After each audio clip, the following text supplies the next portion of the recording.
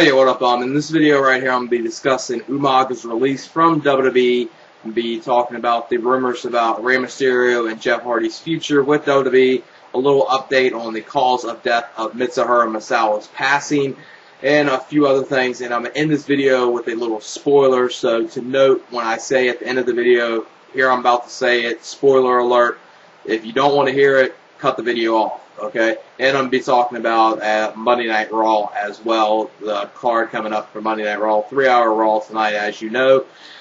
First off, let me get on to Umaga's release from WWE. Now, there were conflicting reports at the beginning of whether Umaga quit WWE, because that's what he claimed he did, or if he was released from WWE. Now, right now, obviously, the reports have came back that what Umaga was saying, or Edward Fatu said, which is his real name, claimed that he quit WWE, but obviously that turned out to be false. He did fail his second wellness policy test. This was his second one he failed. The first one he failed was back after the Benoit tragedy, about 2 to 3 months after the Benoit tragedy, maybe about a little over 3 months after the Benoit tragedy, where about 10 to 12 wrestlers were suspended for some certain wellness policy violation. And that was his first wellness policy violation. This was his second one. So I guess when wrestlers felt, they got 3 strikes and they're done with the company. But I guess on your second strike, WWE offers you, I guess when you're out on your suspension, your 60-day suspension, you to institute yourself into rehab to get healthier. So obviously Umaga turned that down. He kind of did, I would say, the Booker T or Jeff Hardy defense, where he fails, second wellness policy test and then is done with the company. Jeff Hardy didn't do this, but this is more or less Booker T did this. Booker T tried to do the same thing Umaga did, claimed he quit WWE and wasn't released and didn't fail a wellness policy test. So Umaga's doing the same thing. Now, I expect Umaga to go to the TNA pretty soon after his 90-day non-compete clause is up, or I don't know if it's 90-day or it's 60 days, because I know if he would have stayed with the company, it would have been 60 days. He would have had to wait for it to come back as far as suspension goes. But obviously, since he's been released, it's probably 90 days. So obviously, sometime in September, expect Mr. Kennedy Umaga to come to TNA, even though there have been some reports about Mr. Kennedy saying that Mr. Kennedy might want to take some time off from wrestling.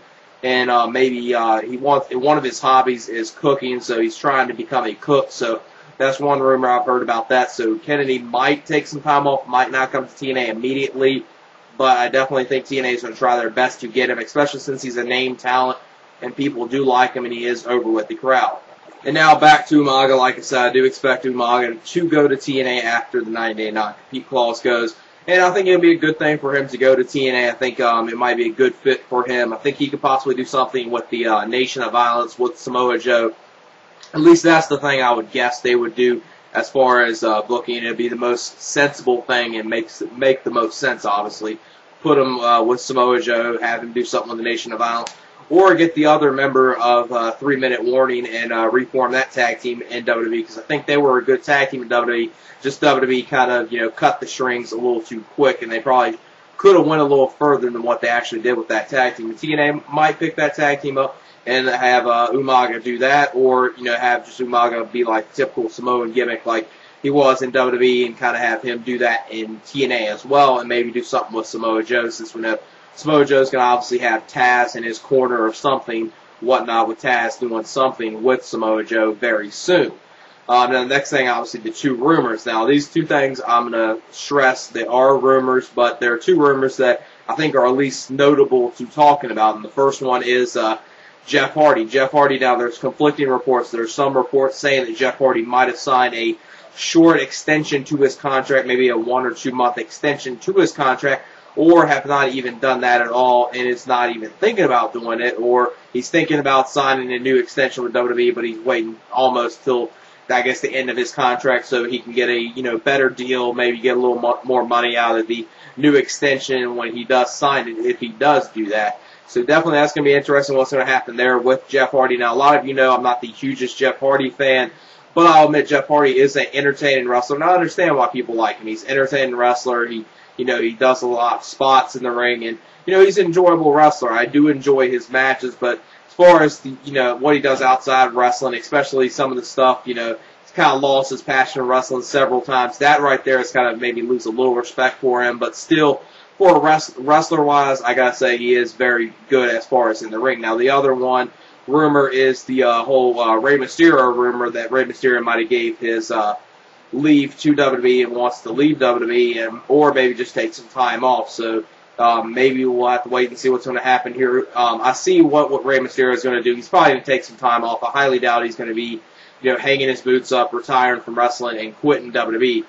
Even if he quit WWE, I could highly doubt him leaving WWE and going to TNA, even though that would be a less rigorous on his body and a whole lot, less house shows that he would have to do, and a whole lot less shows he would have to do and be on the road. So that's the plus with TNA, but I don't think Rey Mysterio would do that, because Rey Mysterio probably gets paid a lot with WWE, especially with his marketing, his merchandise, his mask, and all that with WWE.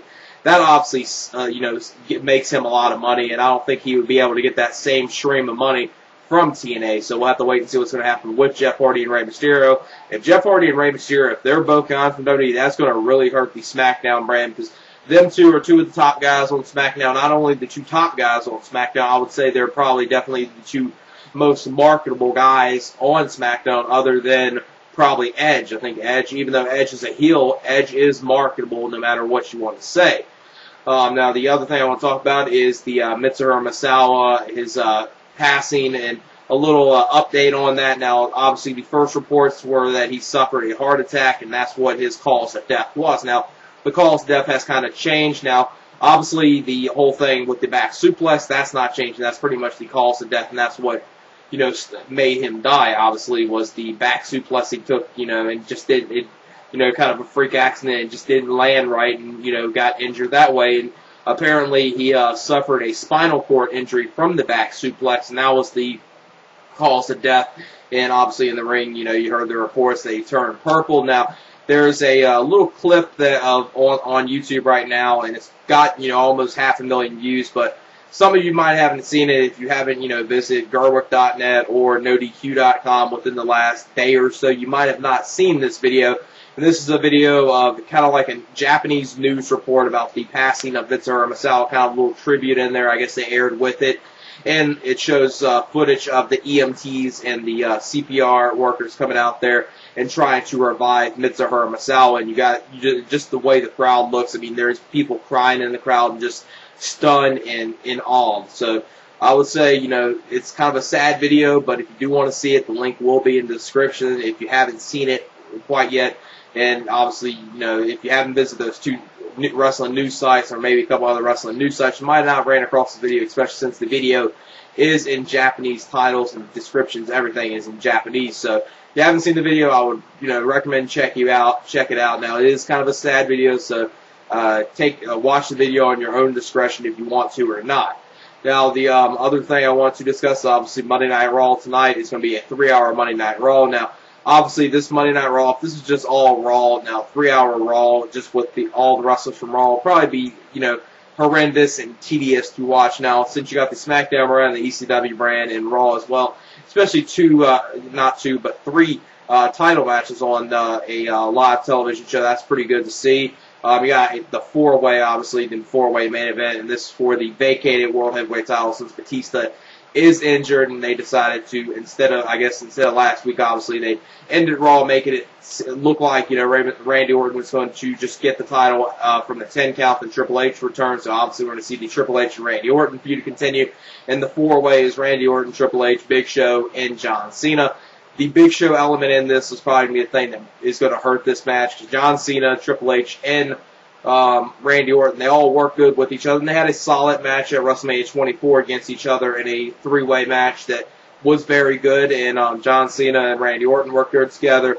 Triple H and Orton, they are hit and miss, and especially this year, they have not worked really good in the ring at all with each other. I think no one wants to see that feud continue. I think most people want to see the Big Show and John Cena feud to end the most. Then it's probably Triple H and Orton, but I think more people might say Triple H and Orton just because that's the title picture, and a lot of people just want to see something different with the title picture, especially like something like a Randy Orton versus John Cena feud for the title. That would be very enjoyable to watch, especially since we really haven't seen them two in a singles match in a long time. To really, unless you count the No Way Out match right before WrestleMania 24 where it ended in disqualification. That's what led to the triple threat match involving Triple H at WrestleMania 24.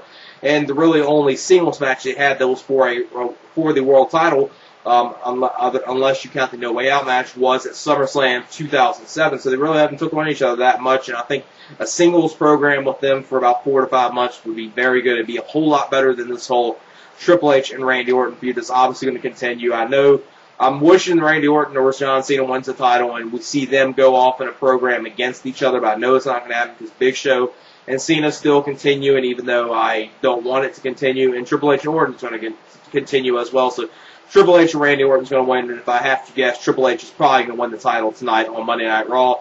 Or if he doesn't, they'll build it up where Randy Orton wins the title tonight and Triple H defeats Randy Orton in the maybe rumored Hell in a Cell match that might happen at the SummerSlam 2009 pay-per-view. And the other matches, well, the one match I think would be very good and that's for the World Heavyweight title on SmackDown, the triple threat match with Edge versus Jeff Hardy versus CM Punk. This is going to be probably very good. Hopefully it gets a good amount of time. If you have this match, get about 20 minutes and maybe just one commercial break in between it, and have a commercial break, between one of the entrances or whatnot, and do it that way. This could be very good, and it will come off pretty good on TV. I see CM Punk retaining in this triple threat match, even though I'm kind of almost a little worried that CM Punk might lose the title here, but I don't think he will. I think WWE is going to have him, have a good, lengthy title reign, especially since they're starting to slowly, Edge to turn him heel at some point down the line, because they're doing it in a slow process, which isn't a bad thing. I think it's an okay thing to kind of have it, slowly build up and then, have it, I think he's going to, by SummerSlam, I'd say by then, will probably be the time where he's a, full-fledged heel right there. And I see CM Punk retaining tonight. And the other match is Tommy Dreamer versus Christian. Now, shocker at the Extreme Rules pay-per-view, I never thought I would have said the Jack Swagger Christian and the Tommy Dreamer match was good, and Tommy Dreamer did pretty good in that match. Hopefully see something good in this match. I do see Tommy Dreamer losing the ECW title here to Christian. If Christian doesn't win the title, what will happen here is Jack Swagger will come out here and get involved, and you'll see another triple threat at the Bash pay-per-view, and then you'll have Jack Swagger or Christian win the title. So it's obviously going to go that way. Then obviously Vince McMahon's going to name the new general manager of Raw. The most likely scenario with this, especially since Raw tonight is in North Carolina, most likely scenario is Ric Flair as the new general manager for Monday Night Raw. And it does seem like something they would do. The only other things, maybe Vince McMahon will do some, arrogant thing where he would name himself as general manager of Monday Night Raw and have him be general manager again. Or, Stephanie or Shane McMahon, you can't ever question them not being general manager, especially after last Monday Night Raw. Obviously, the whole thing with the new general manager is because Vickie Guerrero quit WWE in a storyline. Not only quit WWE in a storyline, but actually quit WWE in general in real life, because she actually is gone from WWE. She just wants to take some time off from wrestling, be gone from wrestling right now, and, be around her kids. And, I got to respect her for that. And, the one thing about Vickie Guerrero, I got to say, I didn't really like her too much as, general manager or whatnot, but the one thing you got to give her, even if you dislike her, was the heel heat she could generate. Now, it might have been cheap heat, but I'm one of those people that, like some wrestlers have said, cheap heat or no heat, it's better to get heat in some cases, no matter what. Even if it's cheap heat, it doesn't really matter. And she was able to generate a lot of heel heat, probably the one person that's actually not a professional wrestler and really has no business with professional wrestling. Nobody associated with wrestling, I would say, in the last 5 years has been able to generate as much heel heat as she has, for not being a wrestling performer. Obviously, Edge, I would say, is one of the top heels of the last 5 years, especially the millennium, as far as when he first won the title back in 2006 and his whole thing with Matt Hardy back in 2005. So Raw might be enjoyable tonight. You got all three brands on there, so that's going to obviously help out. Now, I've heard some rumors that they might be doing not the 3-hour Raw tonight, but the following Monday Night Raw right before the Bash pay-per-view. I've heard some rumors about that Raw. Maybe USA Network or WWE's trying to push that show to be a non-commercial Raw, where there will not be no commercials at all, no interruptions. And that might be interesting, be kind of cool to see how that comes off, but they would have to book Raw in a good way, and the way Raw has been booked probably ever since the draft and a little after WrestleMania hasn't been really good at all, so I don't know how that's going to work with a 2-hour Raw. Hopefully they do something, because the mid-carders, like what Kofi Kingston's doing, what Kofi Kingston's doing, what MVP's doing, and what William Regal's doing in the mid-carders. I like that, and Matt Hardy's doing okay stuff in the mid-card, even though I think the whole cast gimmick needs to end now. Okay, now at this part of this video, like I said, this is going to be spoiler alert, so if you don't want to hear the spoiler, cut this video off right now. And the spoiler alert deals with what happened at Ring of Honor show this past Saturday. Austin Aries is crowned the new Ring of Honor champion, the first person in Ring of Honor to hold the Ring of Honor championship 2 times, so the first 2-time Ring of Honor champion. He won the title. Now, firstly, it was going to be Jerry Lynn versus Austin Aries for the ROH World title at the Hammerstein show. Then it turned into a triple threat with Tyler Black getting involved, trying to use his title shot. Then Jerry Lynn it was kind of like an elimination style match, so Jerry Lynn got pinned first. Then it obviously was guaranteed a new Ring of Honor champion. So it was Tyler Black and Austin Aries. They went at it for a little bit. Then Austin Aries finally won with the Brainbuster to Tyler Black. So Austin Aries is the new Ring of Honor champion, even though I probably would have liked in this situation Tyler Black to finally win the Ring of Honor championship. But I don't really have no problems with Austin Aries being champion. I gotta say, a lot of people, gave Jerry Lynn shit for being champion for these 2 months, but I think Jerry Lynn did a solid job as world champion. It was kind of a transitional run because he only held it for a little over 2 months. Didn't hold it that long, but it was, solid title run. He did some good stuff within it for someone that only held the title for 2 months, and I don't think people are going to look back at it being like a joke title reign, kind of like, some of, the title reigns in 2005 where, James Gibson, barely had the title for 3 or 4 weeks. This title reign, at least something came out of it, and Jerry Lynn, I think, did pretty good. And Jerry Lynn's one of the very few wrestlers of his age that I could say that still can go in the ring, and I wouldn't, mind seeing him still stay in Ring of Honor. I think he's done pretty good in Ring of Honor. And, like I say, he's one of the very few guys his age that can still go in the ring and perform great matches, as good as matches as he did 10 years ago. So, not that many wrestlers his age can still do that. So, even if you disliked him as Ring of Honor champion, you got to at least respect him. He did pretty good as Ring of Honor champion, holding the title for 2 months. And he's, solid worker. He's a very good worker. He's probably definitely one of my top favorites of all time. And like Jerry Lynn a lot, he's definitely one of the wrestlers I would say is the most underrated wrestler of all time, because no one really says too much good things about him. I think he's a great worker. I didn't mind him being a Ring of Honor champion, so I just wanted to come on here about thoughts on the release of Umaga from WWE, the rumors about Jeff Hardy and Rey Mysterio, if they're going to be gone from WWE or what their future is going to be for WWE. Kind of a little, look at the Monday Night Raw for tonight and see, you got 3 title matches. Hopefully Raw tonight be good, and talk about the Misawa update as far as his cause of death. And then the other thing was obviously the spoiler at the end of the video with Austin Aries becoming the new Ring of Honor champion. Definitely glad about that. And yeah, that's it. Peace.